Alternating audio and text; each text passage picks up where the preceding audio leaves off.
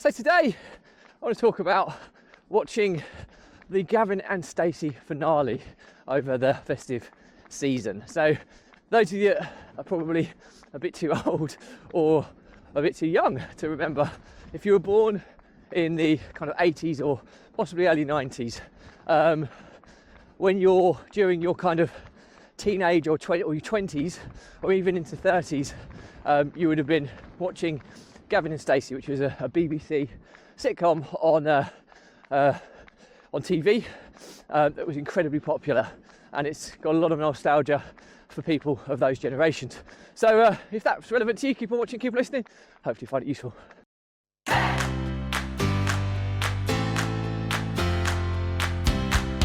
Welcome back to consecutive day 1674 of a diary of a Runpreneur.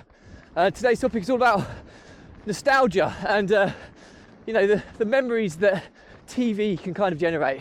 And in this instance, I'm referring to watching the Gavin and Stacey finale, BBC sitcom in the UK, incredibly popular, kind of back in the kind of 2000s really. So if you were born in the 80s or 90s, during your teenage or 20s, you would have probably been pretty common to be watching that sitcom throughout your kind of growing up stage of your life.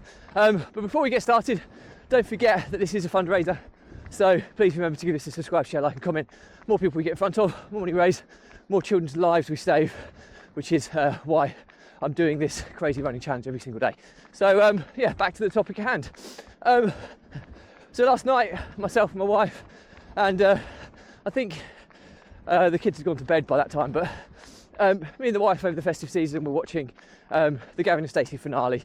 We didn't really get to watch it over the Christmas period because too many people, too many kind of family members around. It's difficult to watch something and actually listen when you've got quite a big extended family around your house. We watched it together last night when it was a bit quieter, on the basis that, you know, we're kind of in between Christmas and New Year where it's a little bit quieter. And yeah, to put it in perspective, the reason it was so nostalgic was that, you know, the first episode of Gavin and Stacey was 17 years ago, and me and my wife have our 17-year wedding anniversary in about six months' time. So our kind of lives have, although I know obviously this is fictional, the sitcom, but our life, which isn't fictional, has gone through some huge changes over the years, and that we have kind of witnessed or seen in the sitcom as well. So it's always been kind of something that we followed quite loosely, but because it has relevance.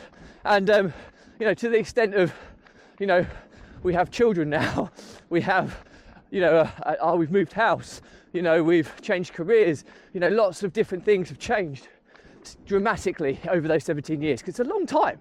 And it's quite nice to see the sitcom as well, the characters you kind of connect with, to see how their lives have changed over 17 years, how they've aged, how they've had children. And interestingly, there's a child in the sitcom who was born, and it's the same actor who plays that child who was in the finale as well, who's like a man. And you could kind of relate to that when you've been through that journey. And it was just lovely to see. It was quite emotional as well at times, because, you know, it brings back a lot of memories, a lot of good memories, a lot of bad memories, as what life kind of delivers. The only other one that's very kind of similar to that for my family, although we watched it a lot later, was the American kind of drama series This Is Us, which followed a family that had the same makeup as us, 2 parents and 3 children, 2 boys and a girl, exactly us, and kind of flitted between kind of time lapsing from when the children were babies to when they were toddlers to when they were kind of teenagers to young adults to old adults. And obviously the parents went from young parents right the way through to grandparents and to their dying days. And again, it's beautiful to see the kind of journey of life and how it's full of ups and downs, and, you know, and it's nice to have kind of nostalgia to kind of refer to, because sometimes it takes things like this to remind us about life is a journey, it's not a destination, and it's full of experiences, good ones and bad ones. And it was just really, really nice to kind of see.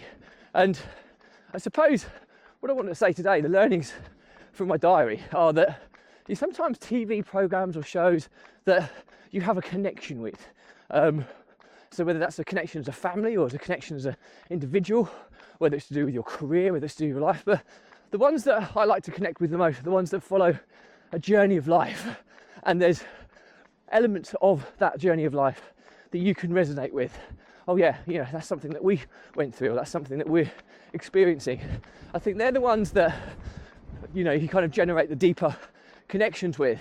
And often, you know, most of the time they're fictional stories or storylines, and a lot of the time it's fictional storylines.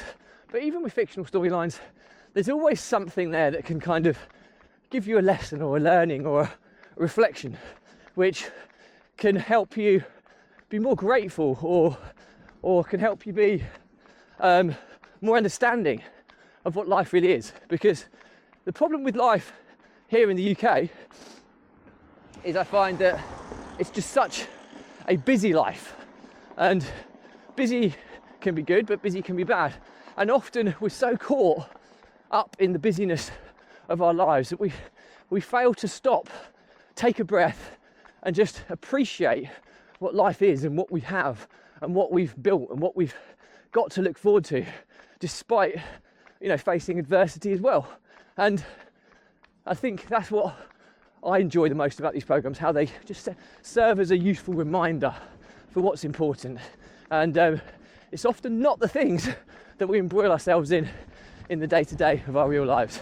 So anyway, that's it from me. Any questions or comments, drop me a line. I'll respond to everyone.